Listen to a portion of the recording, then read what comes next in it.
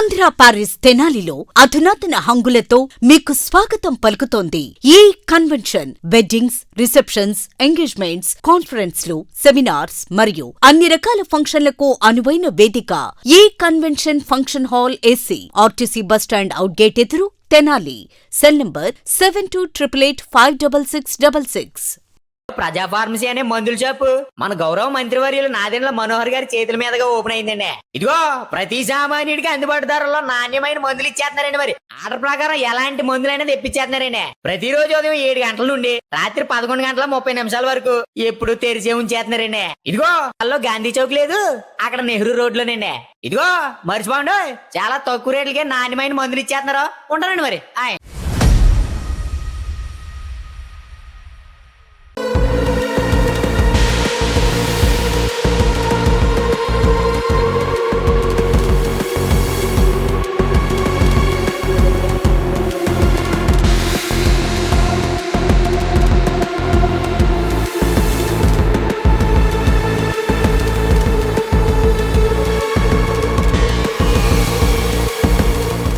తెనాలి రామలింగేశ్వరపేట పరిధిలోని రాజుల కాలనీలో గత రాత్రి దారుణం చోటు చేసుకుంది. ఇక్కడ రామలింగేశ్వరపేట రాజుల కాలనీలో సత్యసాయిబాబా మందిరానికి సమీపంలో నివసిస్తున్నటువంటి కందుకూరి ఉష అనే మహిళపై 45 ఏళ్ల మహిళపై రాత్రి కూడా గుర్తు తెలియని వ్యక్తి కత్తిపోట్లతో దాడి చేసినట్టుగా కూడా తెలుస్తూ ఉంది. ఈ క్రమంలో కూడా అర్ధరాత్రి 1 గంటల సమయంలో ఈ ఘటన చోటు చేసుకుంది. అయితే ఇక్కడి నుంచి కూడా మహిళకి కత్తిపోట్లకు గురై కూడా తీవ్ర గాయాలతో, రక్తపు గాయాలతో ఉన్న మహిళను కూడా ఆసుపత్రికి, తెనాలి ప్రభుత్వ ఆసుపత్రికి తరలించారు. అక్కడి నుంచి కూడా పరిస్థితి విషమంగా ఉన్న నేపథ్యంలో గుంటూరు జిల్లా ప్రభుత్వ వైద్యశాలకైతే గుంటూరు ప్రభుత్వ ఆసుపత్రికి తీసుకెళ్లిన పరిస్థితి కనిపిస్తూ ఉంది. ముఖ్యంగా ఈ ప్రాంతంలో ప్రస్తుతం మనం ఏదైతే ఘటన జరిగిందో రామలింగేశ్వరపేట రాజుల కాలనీ ప్రాంతంలో ప్రస్తుతం మనం ఉన్నాం.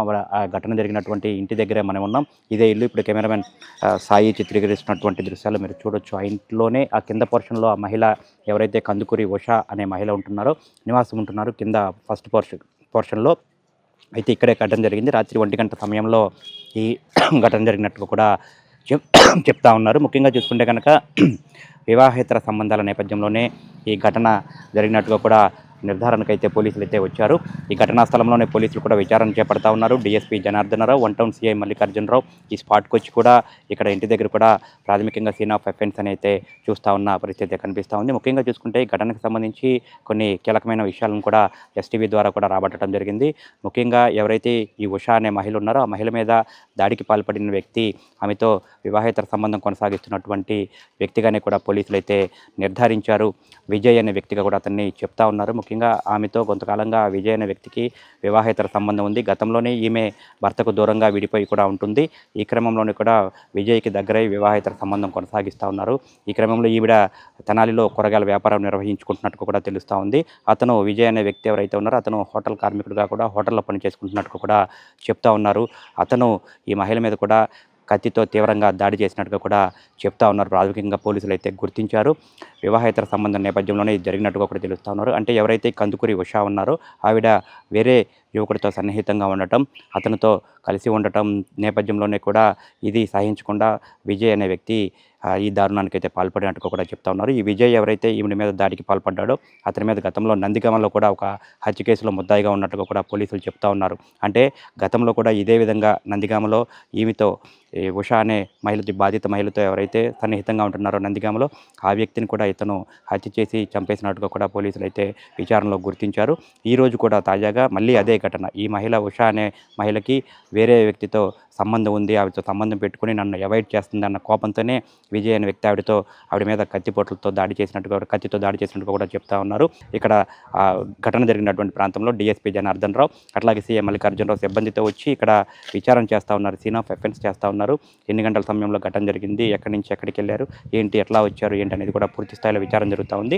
ఈ కేసుకు సంబంధించి డీఎస్పీ జనార్దనరావు మనతో మాట్లాడుతూ ఉన్నారు. ఏం చెప్తున్నారు, ఈ కేసుకు సంబంధించి ఏ విధమైనటువంటి దర్యాప్తు జరుగుతుంది అనేది డీఎస్పీ చెప్తున్నారు. ఆయన మాటలోనే ఒకసారి చూద్దాం.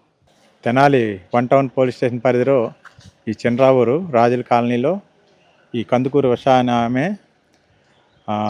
విజయ్ అనే అతనితో సహజీవనం చేస్తుంది. ఈ ఉష అనే అమ్మాయికి మ్యారేజ్ అయ్యి విడిపోయింది భర్తతో మనస్పర్ధలు వచ్చి. అలాగే అతను కూడా విజయ్ కూడా భార్యతో మనస్పర్ధలు వచ్చి ఇద్దరు లివింగ్ రిలేషన్లో ఉన్నారు 10 సంవత్సరాలు బట్టి.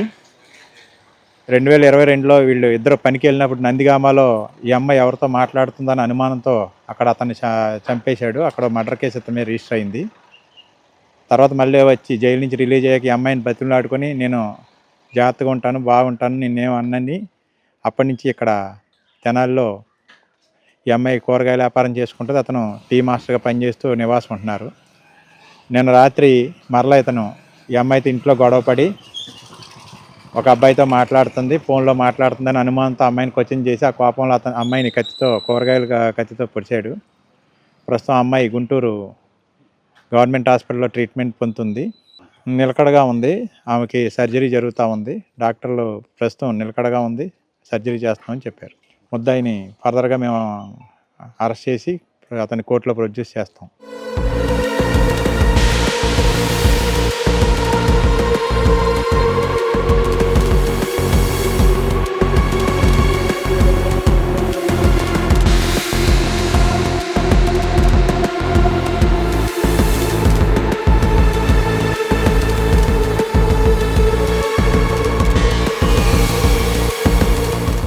మొత్తంగా చూస్తే ఈ ఉష అనే బాధితురాలు ఎవరైతే ఉన్నారో ఆవిడపై జరిగిన దాడిని వివాహేతర సంబంధం నేపథ్యంలో జరిగినట్టుగా కూడా పోలీసులు గుర్తించారు. డీఎస్పీ జనార్దన్ రావు కూడా అదే చెప్తా ఉన్నారు. ఇక్కడ ఘటనా స్థలంలో ఇంట్లోకి వెళ్ళి కూడా పూర్తి స్థాయిలో సీన్ ఆఫ్ అఫెన్స్ చేస్తూ ఉన్నారు, పరిశీలన చేస్తూ ఉన్నారు.